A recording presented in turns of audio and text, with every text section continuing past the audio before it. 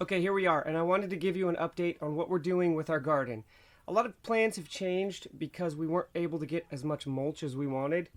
We were hoping to take with this about 100 by 100 square foot area of our rocky, terrible, not good soil. It's not even that it's rocky, it's that there's a shelf of limestone bedrock very shortly underneath it, and we've been dealing with this for a little bit of time, trying to build some soil here. And with the best way that we found to do it, through help of some friends that are also in this world of homesteading and farming, and that's to build it up with a bed of wood chips, very deep, and then mound up from there, and then we'd have a more flat, even surface to deal with.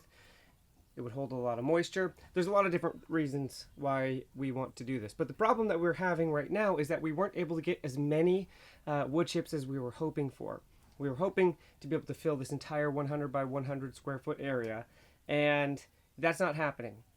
We still have the opportunity to grow that over time, but we've had to shift our approach for this year. So our goal this year is to take the mulch that we do have, mound it up, and take a lot of the compost and deep bedding that we have for all the animals and fill that into the area.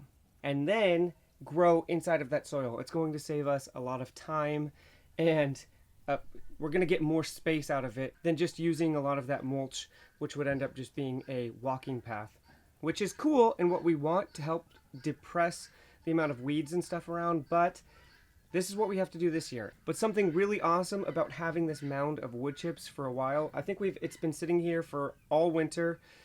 We've used some of it behind the barn when we got our cow so that she can run across the backside of there in the mud without getting too muddy.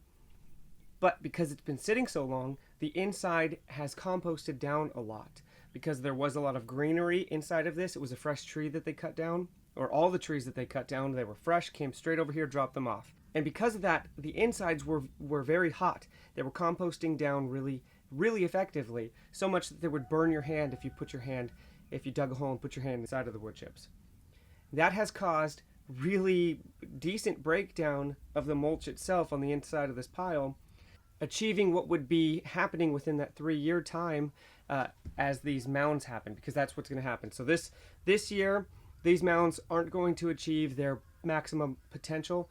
We're going to see about a 3-year growth as the mulch breaks down, goes inside of the wood chips break down more, and they build up a lot of nutrients inside. So this year, I'm going to hope for a plentiful garden, but I can expect more as we go up until year 3. That's why I was hoping to just spread everything out, let everything sit, and we would mound up and build this 100 square foot area this year, so that in 3 years time the whole area is really great.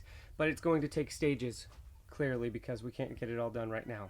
Now, as you can see, we already have garden beds, and the reason why we're switching out of the garden beds and starting to do the mounds is because, well, we get a lot more growing space outside of the mounds. Because for these garden beds, you have this nice buildup of a bed, but then you have breakups in between them for walking paths. And so that's cool to be able to walk and traverse around, and you got your big garden bed. But to go bigger and larger, if I wanted that garden bed to go the entire length that I do those mounds, it's going to be too much money, and then there's just too much flex going on inside of the boards. So to be able to mound out and just go all the way down and use all that square footage as growing space, my goal is that will allow us to be able to grow more food here on this property without having to build up too many garden boxes. As you can see, because of our original plan, our very first plan was to grow this whole thing with garden boxes, because I thought that might be the only thing that we could do with the soil that we have. And as you can see, we have this space behind all of the mounds that have garden beds previously. And then we have some open space, and in that open space what we have is one bed that is made out of rocks. The rest of the space here, because we have so much space that we allocated to boxes, is going to continue to be a box growth, but we're going to do this out of rocks because we have so many. So everything that will go inside of these boxes is everything that will do better with a deeper soil bed, or something that we want to keep like rabbits away from, or hopefully our dogs from running off of, which hopefully shouldn't happen, period, because we're going to build a fence around all this. But if there's rabbits running around, hopefully, which we've seen in the past, because of the garden beds, the rabbits don't really jump up there.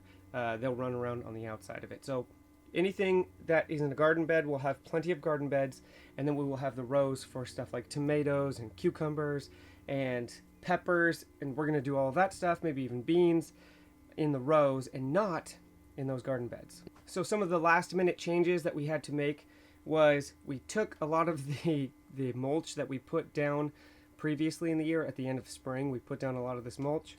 I'm taking some of that mulch, scooping it back into the pile so that we can maximize the amount of mulch that we have for our mounds.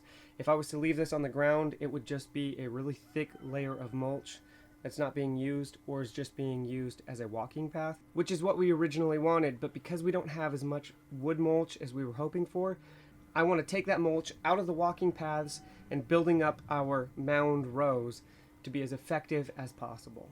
We're also taking a bunch of cardboard and laying it in those rows, and then we'll take a little bit of that wood mulch and cover the cardboard just to keep the cardboard down, and hopefully that cardboard will suppress any weeds or the crabgrass that's going to inevitably try to climb up those mounds and take over our plants. Last year I experimented inside of this greenhouse to see how certain things would grow inside.